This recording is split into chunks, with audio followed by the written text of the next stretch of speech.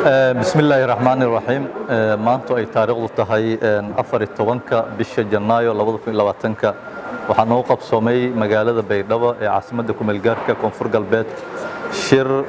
ballaaran ay wada shir gudoominayeen madaxweynaha dawlad goboleedka Koonfur Galbeed mudane Cabdicasiis Xasan Maxamed Laftagareen iyo madaxweynaha Hirshabeelle mudane Maxamed Cabdi Waare shirkaas oo ka soo qayb galeen labada gole ee wasiirada oo Hirshabeelle iyo Koonfur Galbeed iyo safiirka qaramada safiirka oo EU-da iyo safiirka dawladda Sweden-ka iyo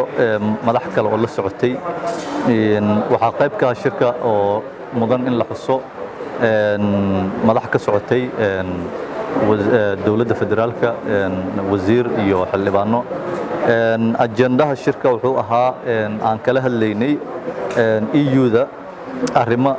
amniga guud ee labada dawlad goboleed sidii la kaashin lahaa xasilinta labada dawlad goboleed iskaashi dhaqaale ee yeeshaan labada dawlad goboleed Hirshabeelle iyo Koonfur Galbeed qaasatan horumarinta beeraha horumarinta xanaanada xoolaha horumarinta kalluumaysiga iyo in oo la iska kaashado kaabayaasha dhaqaalaha wadooyinka isku xiri lahaa labada dawlad goboleed sidii loogu dhisi lahaa elaboro iyo kaabayaasha kale ee dhaqaalaha waxa kale loo hadlay dib u heshiisinta waxa kale loo hadlay u helidda xal waara arrimaha barakacayaasha xoojinta hay'adaha dawliga ee labada dawlad goboleed ayaa looga hadlay shirkii guul ku soo dhamaaday waxa isugu haray shirka markay noo fureen labada madaxweyne iyo safiirada waxa isugu haray shirka isugu haray qolooyinka technical teamka iyo wasiirada si ay u sii daadajiyaan ama si qoto dheer ugu sii wada hadlaan arrimaha ay madaxweyneyalka noo iftiimiyaan hadduu alle idmana waxaan ka soo saari doonaa qoraal dheer iyo sidii loo qaban lahaa iyo ajendaha iyo barnaamijyada 2020 iyo inta ka sii horeyso waxay garab taagan wasiirka qorsheynta saaxiibkay Hirshabeelle asagana laba arrin waxa ka yiraahdo shirka assalaamu calaykum waraxmatullaahi wabarakaatuh bismillaahir rahmaanir rahiim sidoo wasiirka sheegay waxa kulan halkan ku yeeshay magaalada Baydhabo maamulka labada gobol kulankaas ay gudoominayeen labada madaxweyne Cabdicasiis iyo madaxweyne Waare kulankaas oo looga hadlayay sidii labada state ay iskaashi dhinaca dhaqaalaha dhinaca horumarka iyo soo nooleynta kaabayaasha dhaqaale ee labada state ay macnaheedu yeelanayaan runtii labada gobol waxay ka midaysan yihiin dhinaca macnaheedu xoogga wax soo saar waa deegaanka Shabeellaha Dhexe iyo macnaheedu South West Koonfur Galbeedba waa dad macnaheedu boqolkiiba 80 ay yihiin beeraley iyo xoolo dhaqato in beerihii loo helo xal dhab ah iyo sidii wax loogu qaban lahaa dadka barakacayaasha ah loo heli lahaa xal waaro oo dadkii macnaheedu xal loogu helo sidii shaqo abuur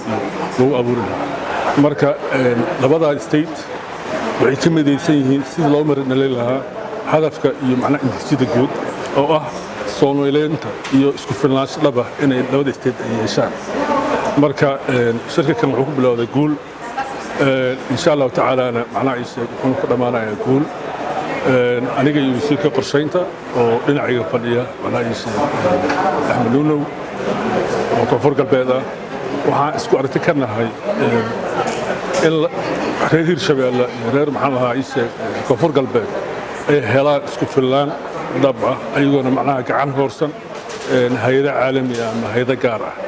oo ay xoolahooda ay u helaan xal beerahoodana ay u helaan dalaggoodana macnaha in marka xuduudihii labada gobol ay leeyihiin la helo la sugo macnaha la helo amni taam marka dhinaca amnigana macnaha wuxuu ku jiray konseenka labada gobol ay qabaan in la soo nooleeyo waxna laga qabto xaaladda amni darro ee ka jirta macnaha labada deegaan qodobo badan oo macnaha ay ugu horeyso macnaha golaha deegaanka ayaa iyadana loogu nuucsaday in la abuuro macnaha golo deegaan oo macnaha councilka sidii loo heli lahaa qaabka loo waxisbi lahaa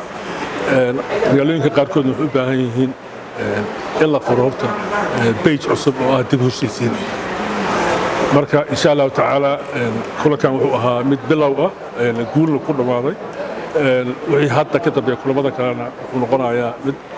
laga sii ambaqaado macnaha ii sheeg reer Hirshabeelle iyo reer Koonfur Galbeed ay ka noqdaan mid qorshaha guud oo qaranka hadda uu yeelanayo NDP 9 kana insha allahu tacaala way ku jirtaa macnaha baahida labada gobol ay qabaan marka aad ba u mahadsantihiin baada saxaafadda haddana waxaan sii gudagalaynaa qaybihii macnaha ka harsan macnaha ii sheeg shirka waa mahadsantihiin